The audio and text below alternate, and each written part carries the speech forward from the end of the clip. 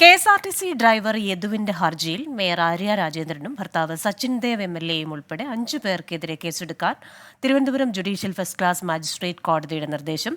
കോടതി വിധി ലഭിച്ച ശേഷം കന്റോൺമെന്റ് പോലീസ് തുടർ നടപടികൾ സ്വീകരിക്കും. വിശദാംശങ്ങളുമായി തിരുവനന്തപുരത്ത് നിന്ന് AV ജയശങ്കർ ചേരുകയാണ്.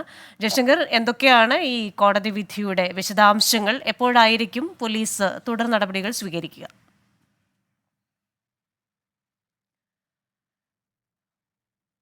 KSRTC ഡ്രൈവർ യദുവിന്റെ ഹർജിയിൽ ഇപ്പോൾ കേസെടുക്കാൻ നിർദ്ദേശമായിട്ടുണ്ട്. മേയർ ആര്യ രാജേന്ദ്രനും ഭർത്താവ് സച്ചിൻ ദേവ് MLAയും ഉൾപ്പെടെ 5 പേർക്കെതിരെയാണ് കേസെടുക്കാൻ Thiruvananthapuram judicial first class magistrate കോടതി നിർദ്ദേശം നൽകിയിരിക്കുന്നത്. കോടതി വിധി ഇതുവരെ ലഭിച്ചിട്ടില്ല. ലഭിച്ച ശേഷം കന്റോൺമെന്റ് പോലീസ് തുടർ നടപടികൾ സ്വീകരിക്കുമെന്നാണ് നമുക്ക് ലഭിക്കുന്ന വിവരം. വിശദാംശങ്ങളുമായി AV ജയശങ്കർ തിരുവനന്തപുരത്ത് നിന്ന് ചേരുകയാണ്. ജയശങ്കർ, മേയർക്കും MLAയ്ക്കും അതേപോലെ തന്നെ 5 പേർക്കെതിരെ കേസെടുക്കാനാണല്ലോ ഇപ്പോൾ കോടതിയുടെ നിർദ്ദേശം വന്നിരിക്കുന്നത്. എപ്പോഴായിരിക്കും തുടർ നടപടികൾ സ്വീകരിക്കുക?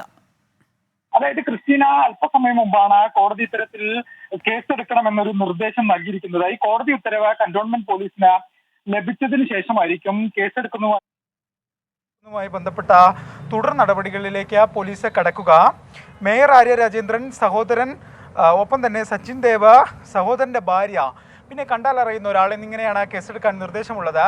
ഇതുമായി ബന്ധപ്പെട്ട തുടർ നടപടികൾ ഈ കോടതി ഉത്തരവ് ലഭിച്ചതിന് ശേഷം പോലീസ് തീരുമാനിക്കും. ക്രിസ്റ്റീന, ശരി. തിരുവനന്തപുരത്ത് നിന്ന് AV ജയശങ്കറാണ് വിശദാംശങ്ങൾ നൽകിയത്. കോടതി വിധി ലഭിച്ച ശേഷമാണ് കന്റോൺമെന്റ് പോലീസ് ഇക്കാര്യത്തിൽ തുടർ നടപടികൾ സ്വീകരിക്കുക.